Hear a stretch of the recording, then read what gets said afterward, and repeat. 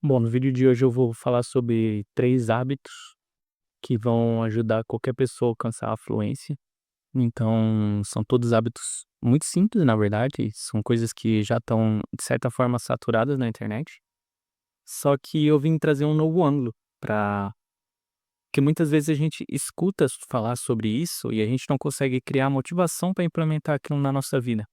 Então escutar talvez por uma nova por uma perspectiva diferente, uma nova perspectiva, uma perspectiva que amplia um pouco a nossa visão sobre esses hábitos, talvez seja um incentivo a mais para a gente começar, para a gente realmente implementar e não ficar só nessa de ouvir conteúdo sobre no YouTube. Porque eu acho que a maior dificuldade sempre vai ser a implementação, sempre vai ser ouvir aquilo que é abstrato, que tá num vídeo, que uma pessoa falou, que tá num livro, eventualmente tá numa situação muito distante e que parece impossível de aplicar na sua vida, e realmente trazer ela para sua vida de fato. Isso é o mais difícil, você conseguir clicar nesse ponto. Primeiro hábito é a leitura, só que eu quero falar sobre a leitura especificamente no seu idioma alvo, por isso que ela vai ajudar você a adquirir a fluência na língua. E não só isso, eu quero falar que a leitura às vezes ela pode ser um empecilho também, se você não souber utilizá-la da maneira correta. Em idiomas como o inglês, por exemplo, em que a pronúncia não necessariamente se dá exatamente como a escrita a palavra, no português a palavra ela é muito parecida, a forma escrita com a forma falada. Então PA sempre vai ser pá, PE vai ser P, e é assim que é muito mais simples você pegar e produzir aquele som a partir do que está escrito, simbolizado no papel. Só que no inglês não é assim que funciona, não é assim que funciona. As palavras, elas não necessariamente são representadas da maneira que elas são faladas, e às vezes a maneira que ela está no papel, ela pode enganar a sua cabeça a produzir, a criar uma pronúncia que não condiz com a realidade. Então, o sentido correto seria você ter escutado aquela palavra pelo menos algumas vezes antes que você lê ela, ou você lê e já escutar a palavra ao mesmo tempo para saber como que se pronuncia. E nunca tentar adivinhar a pronúncia da palavra. Isso é o maior erro que você pode fazer numa língua. O japonês, por exemplo, que eu estou estudando agora, ele é uma língua que tem uma coisa denominada pitch accent, que seria um tom. O tom que você fala certa palavra, ele influencia no seu sotaque, não só no seu sotaque, influencia no significado daquela palavra.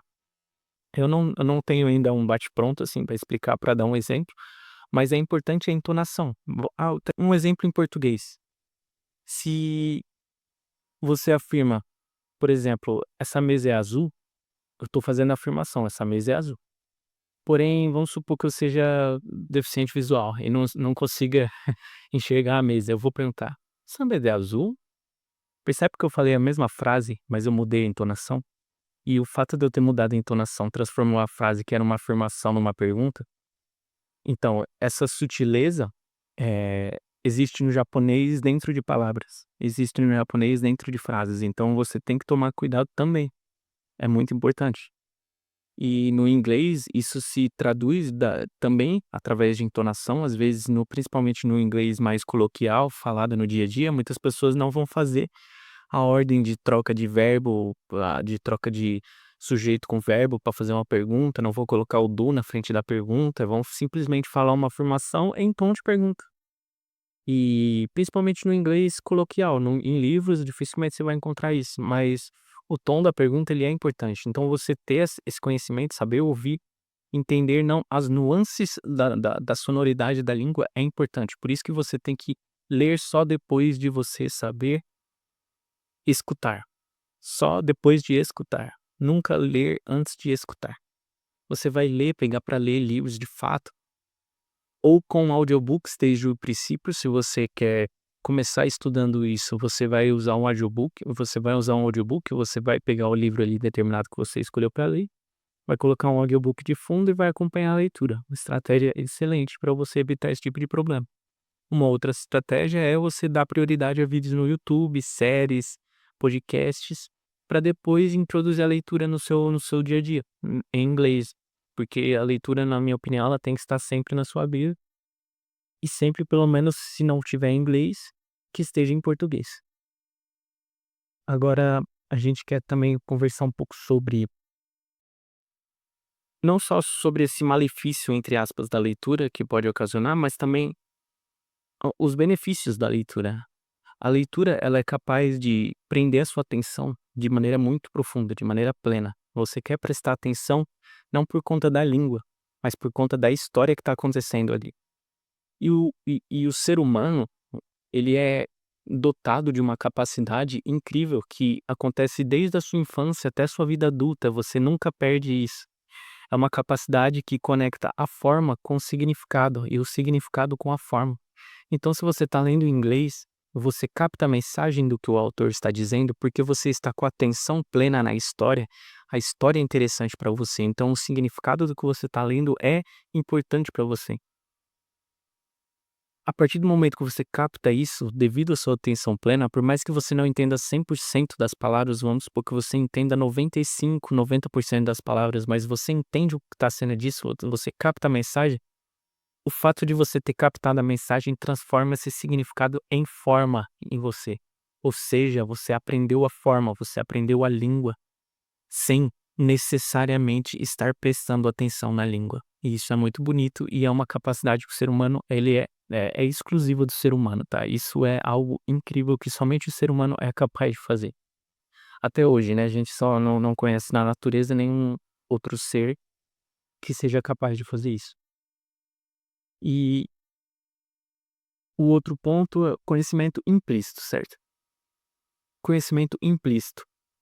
A gente tem uma diferenciação muito clara, já muito bem descrita na ciência hoje do aprendizado de línguas, que é a diferenciação entre conhecimento explícito e conhecimento implícito. Conhecimento implícito é aquele tipo de conhecimento que você não sabe que sabe, e conhecimento explícito é aquele tipo de conhecimento que você sabe que sabe. Então, às vezes, você vai estar falando em inglês com alguém, você vai falar determinada palavra, e se alguém te perguntar, você nem vai reparar que você falou aquela palavra. E se alguém te perguntar, você vai falar: "Caramba, eu falei essa palavra?" "Sim, você falou essa palavra. Eu nem sei de onde eu sei, mas eu sei essa palavra."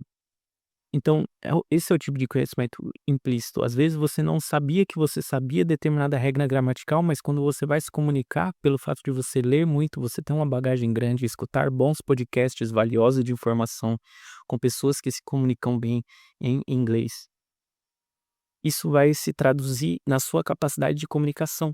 Então, às vezes, você vai se utilizar de regras gramaticais muito elaboradas, muito bem feitas, sem saber que você está fazendo aquilo, simplesmente porque você se treinou, colocou você se colocou num estado de imersão em bom conteúdo, em bom material, em boas leituras, em coisas relevantes para você. Então isso transforma, esse hábito te transforma essa essa carga de conteúdo, esse banco de dados em um conhecimento implícito em você, e isso é muito bonito. O segundo hábito é o Anki. Para quem não sabe o que é Anki, Anki é um software que é responsável por repetição espaçada. E repetição espaçada seria você ter um algoritmo que te permite revisitar determinadas palavras, determinados conceitos em em um determinado período de tempo. Então, por exemplo, hoje eu salvei lá no meu Anki a palavra "iru" em japonês. E a palavra "iru" é o verbo to be do japonês, significa to be, to exist, eh, seria existir. Calma aí, eu falei em inglês, né, seria o verbo to be, que seria em português o verbo ser estar, e seria existir. Então, salvei essa palavra hoje.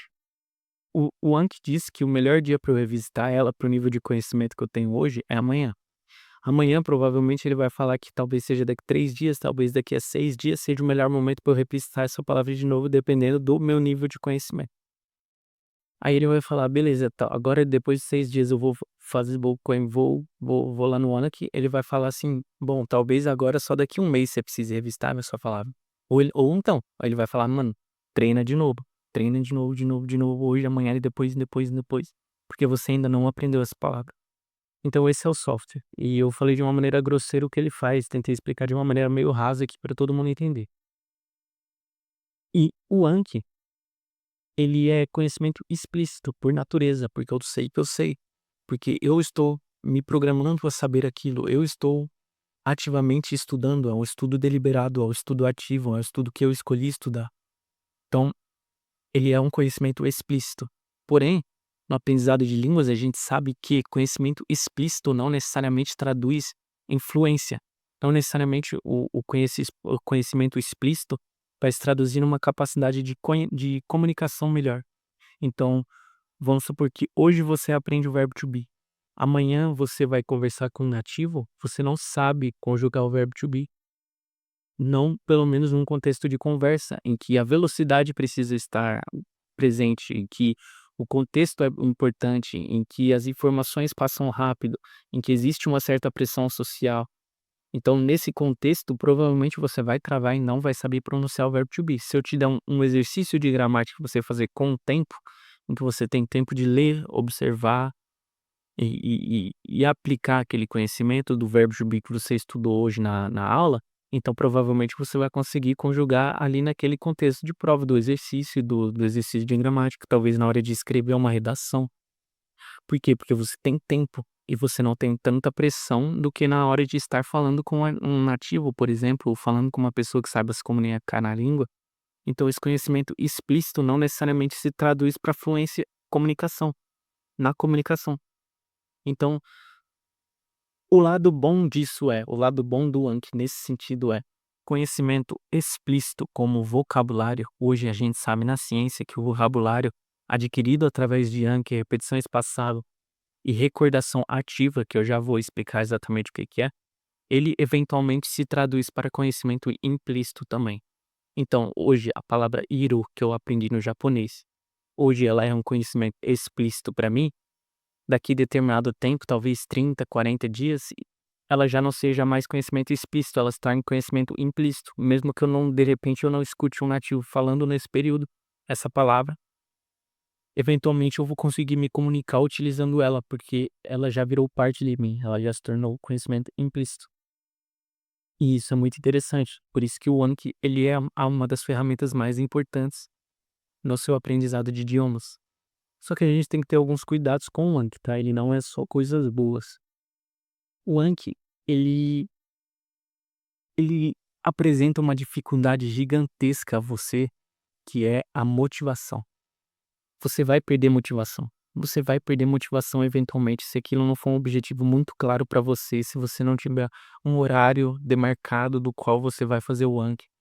Se aquilo não for quase que um momento sagrado para você, você vai perder a motivação. Se você não tiver um motivo muito claro do porquê você está aprendendo aquela língua.